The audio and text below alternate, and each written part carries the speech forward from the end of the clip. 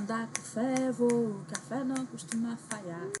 Depende, né? Se for fé no clima, tá lascado.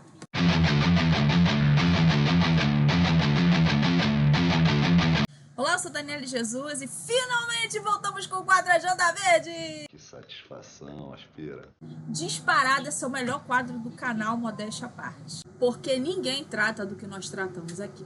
Por isso, curta, compartilha, se inscreve no canal, ativa o sininho, além de se inscrever em todos os canais que eu indico. E agora nós temos a opção de você ser membro do canal e de fazer parte do Apoia-se. O link do Apoia-se está na descrição. Toda terça-feira vai ter conteúdo exclusivo, tanto para membros do canal como para inscritos do Apoia-se, então não perde tempo. Muito bem, pessoal, tinha um outro assunto que eu ia comentar com vocês, mas eu já tinha reservado esse tema aqui. Uma reuniãozinha que aconteceu antes da COP30, com pessoas representando algumas das principais religiões do planeta, em uma reuniãozinha chamada Fé no Clima. Aí quando eu vi esse nome eu pensei, meu Deus do céu, é isso mesmo? Isso mesmo, meu Deus, a gente já tem tanto problema. Nada me vê um negócio desse. Fé no Clima. Membros de diferentes religiões realizam ato espiritual pela COP30. Representantes de diferentes tradições religiosas se reuniram no Memorial dos Povos Indígenas em Brasília para uma mobilização espiritual rumo à 30ª Conferência das Nações Unidas sobre Mudança Climática, a COP30. A COP30 foi realizada em novembro do ano passado em Belém do Pará. E mesmo esse assunto aqui já tendo passado, eu queria trazer aqui para a gente fazer umas análises aí muito interessantes sobre esse assunto.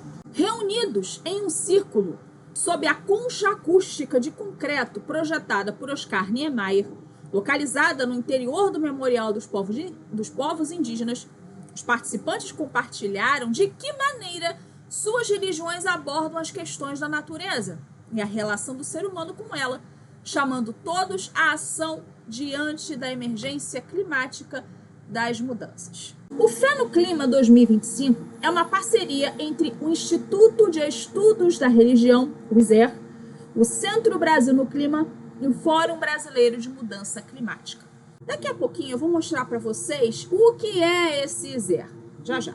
E nessa reunião teve participação de ninguém menos do que a Marina Silva!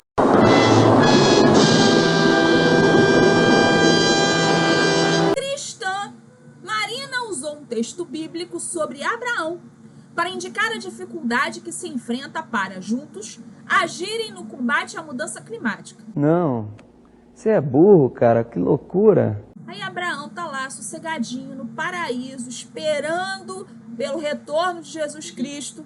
E ouve Marina Silva falar o seu nome nessa conferência. Obviamente que isso aqui é uma situação hipotética, mas viaja comigo, né? Faz de conta. Abraão escuta e pensa o seguinte: meu Deus do céu, mas eu nem conheço essa mulher. Por que ela tá falando meu nome assim numa conferência? O que tem a ver? E o que eu tenho a ver com isso? Ela citou uma passagem em que o patriarca bíblico pediu que fizessem um altar utilizando apenas pedras não lavradas, muito mais difíceis de encaixar e que exigem mais argamassa para fixá-las. Uma grande parte dessa argamassa vai ficar nas fendas, porque o encaixe não vai ser perfeito. Eu sempre penso nessa argamassa como sendo o amor, o respeito, a disposição para depender do outro, do olhar do outro, da escuta do outro, da sustentação do outro, sem a qual não estaríamos nós nem aqui.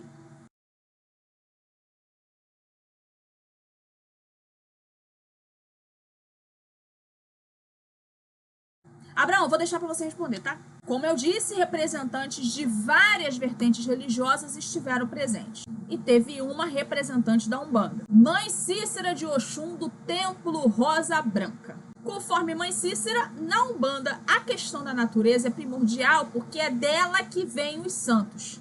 Sem natureza não tem religião, sem folha não tem santo, sem casca não tem remédio, sem raiz não tem remédio.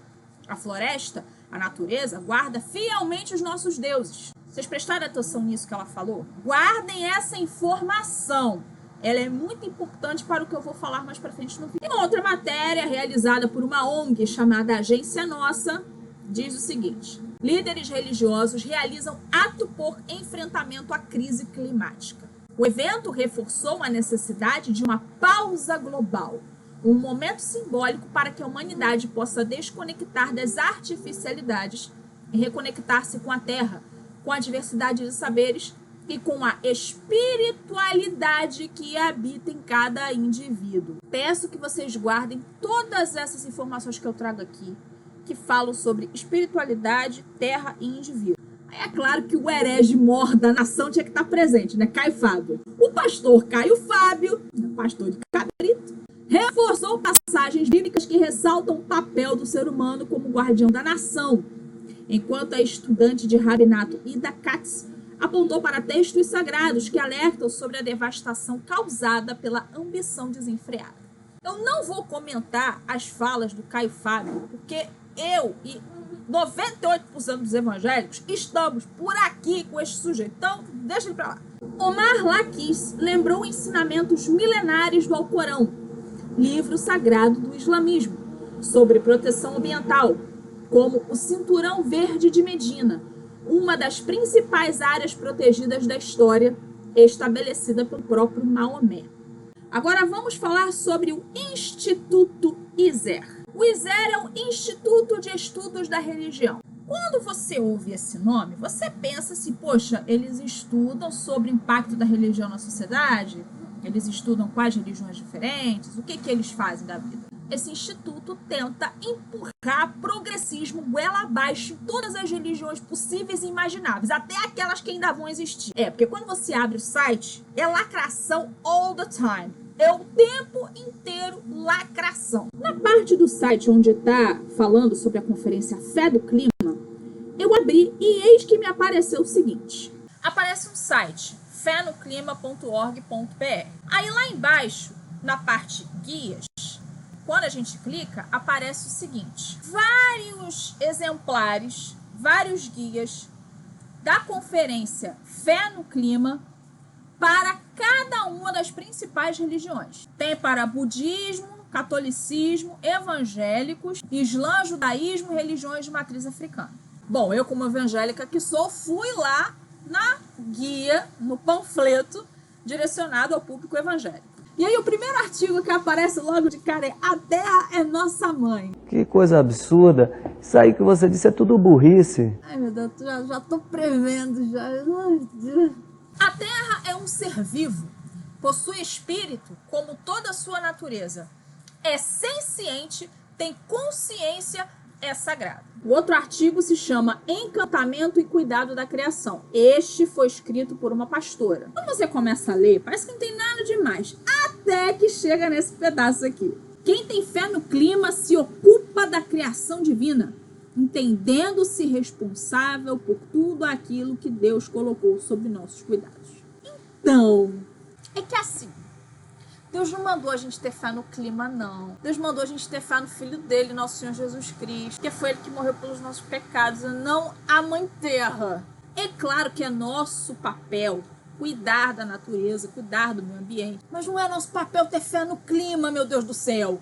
O outro artigo é Jardim, Mudanças Climáticas e Vida Comunitária, escrito pelo pastor Ariovaldo Ramos. E esse daqui é um artigo, assim, mais escabroso. Que ele é quase um artigo, assim, comunista. É um negócio, assim, meio estranho. Ele abre o artigo com a passagem de Gênesis 1:28, que fala sobre o homem dominar a criação. Mas ele disse que não é isso que está escrito na Bíblia. Geralmente, ele tem sido interpretado como uma permissão para que a humanidade exerça total domínio sobre a criação. Gênesis 1:28. E Deus os abençoou, e Deus lhes disse: frutificai e multiplicai-vos, e enchei a terra, e sujeitai-a, e dominai. É para o homem dominar e acabou.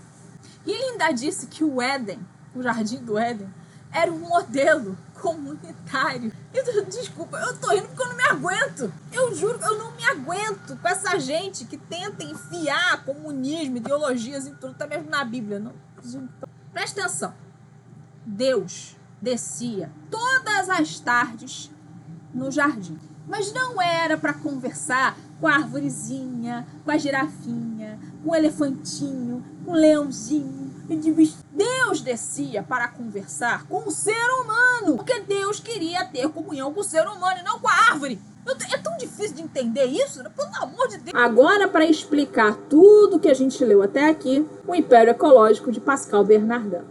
Capítulo 7. A pedra angular ou a religião ecológica. A religião natural, panteísmo, paganismo, naturalismo ou qualquer outro nome ao qual podemos chamá-la, correu silenciosamente através dos séculos para aparecer periodicamente em clarões repentinos. A Renascença foi essencialmente uma restauração deste paganismo. Pascal Bernardin vai citar aqui um livro que foi escrito para explicar um culto que acontecia na época da Revolução Francesa. O livro A Procura de uma Religião Civil, do Abade Sicard. Nesse livro, o Abade conta em riqueza de detalhes que Robespierre e sua turma conseguiram retirar o cristianismo e implementar um culto a uma entidade que ele chamava de Ser Supremo. Preste atenção nessa fala do Robespierre de 1794. Todas as seitas devem se misturar diante da religião universal da natureza. O verdadeiro sacerdote do Ser Supremo é a natureza. Seu templo, o universo, seu culto é a virtude. Eu vou ler apenas um trecho do que o Abade Sicard escreveu para você ter uma ideia. Nesse propósito, a Revolução estabeleceu uma festa da agricultura. Cidadãos e cidadãs são convocados à praça pública ao som do tambor e das fanfarras.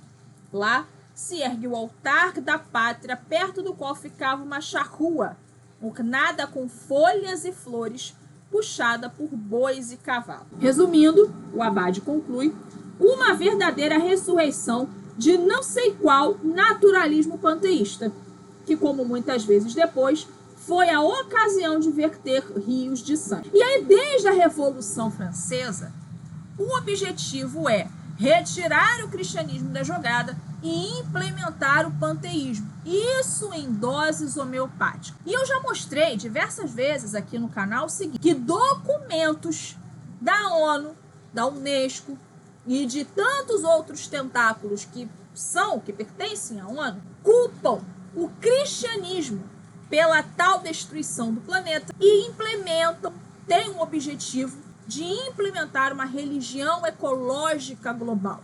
Ouçam o que diz um trecho desse documento. A dicotomia radical entre a matéria e o espírito, o corpo e a alma, o sagrado e o profano, o homem e a natureza, ou criador e criatura, deve ser transcendida, superada, para permitir aos valores tais como a sacralidade da terra, a continuidade do ser, a interação benéfica entre a comunidade humana e a natureza e a reciprocidade entre a humanidade e o céu, de receber toda a importância que elas merecem em filosofia e teologia. Isso aí está superado, isso aí é coisa ultrapassada. Coisa de que foi Deus que criou o homem, não, isso é coisa ultrapassada. E o que é pior é que hoje, boa parte dos evangélicos, boa parte dos cristãos está aderindo esse tipo de ideologia dentro das igrejas. Tem uma penca de cristão que nem sabe, nem faz ideia de que está aderindo ao panteísmo, por causa do